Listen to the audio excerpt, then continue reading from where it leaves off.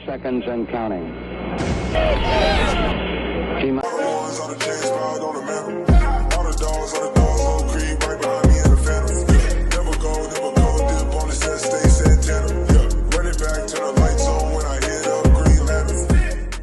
Hey, what's good, y'all? Welcome back to another video. It's Anish. I'm joined with Drew, and today we're going to be previewing the Texans and Buccaneers preseason game. It's the last of the three preseason games. Texans are 2-0 in preseason. Buccaneers are 0-2.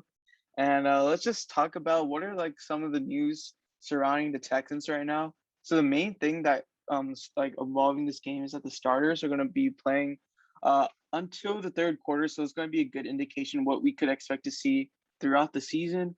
It will be nice to see if Tyrod Taylor can consistently take the team down the field, score probably. We all know that Tyrod has been considered like a conservative passer, but it'll be interesting to see if he does like try to attempt throwing deep and whatnot. So yeah, that's the biggest storylines. But what are your thoughts on like us playing the starters until the third quarter? I think it's really exciting. It's something that really haven't seen in the preseason game, especially in the past, usually resting starters, stuff like that. This preseason is a little different. There's only 3 games, and there's like a 2-week break after this preseason game before the first game against the Jaguars. But yeah, like you said, Tyrod Taylor, it's going to be really interesting to see how he plays. I do see him as a game manager, but he's also a guy who's very mobile, very good play action, rollout, that kind of stuff. And you can use that in a game plan. And like get him in a game plan where he's comfortable with. I could see him doing a lot of things, be able to win us a lot of games. So today, what I'm really looking for is those offensive plays and formations. Will Tim Kelly show us a little bit what to expect, or will he be a little conservative? Will we see new types of stuff that people like Coley and Pep Hamilton have brought over? And then I want to see the personnel that we use. Is Nico Collins going to play? He did have an injury last week that sidelined him for the preseason game against the Cowboys. And I could envision them maybe resting him a little bit. And then who else is going to start? We got Brevin Jordan Akins at tight end. Lots of options there. I know they love to use those blocking tight ends and Izzo and All-Claire. Expect to see them a lot in the game. And then the running backs. How much are we going to see from Lindsey, Mark Ingram, and even David Johnson, who we do know is moving down the depth chart and kind of taking more of a limited role this season. I'm excited to see everybody play offensively, and then defensively, who are our starting guys going to be? I do expect us to have a rotational D-line. I'm still interested to see who's going to be out there at the beginning of the game. We know that Shaq Lawson has been discussed in some trade offers. Maybe the Texans don't want to keep him around because he's not worth it with that contract, and his caliber of play hasn't been up there. And we do have a lot of depth on the D-line. You have guys like Jordan Jenkins who have come in. DeMarcus Walker has been playing very solid at the 3 tech. And then you got Jacob Martin, another usual guy, Charles Omenihu, Jonathan Grenard, even Roy Lopez has been getting a lot of love recently. And then you got to see more of the secondary. Just really excited to see all these guys play. Have low expectations from them, but I still want to see them go out there and play hard. Yeah, in terms of like Shaq Lawson, he's been rumored in some trade talks around league circles that the Texans are like willing to trade Shaq Lawson. As you all know, we did acquire him in the Bernardrick McKinney trade, and so now is the time to like I guess trade someone like Shaq Lawson, I guess, before the season starts.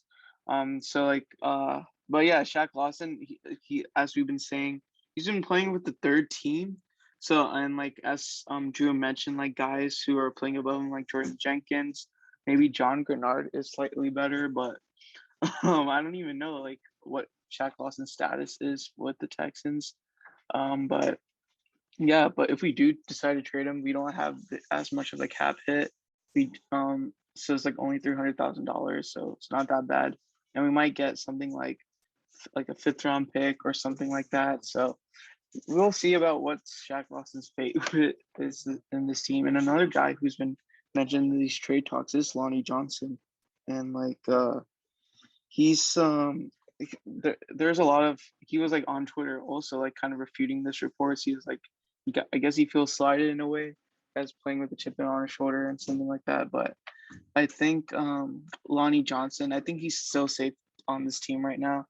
I think Justin Reed and Lonnie Johnson have built a nice chemistry together.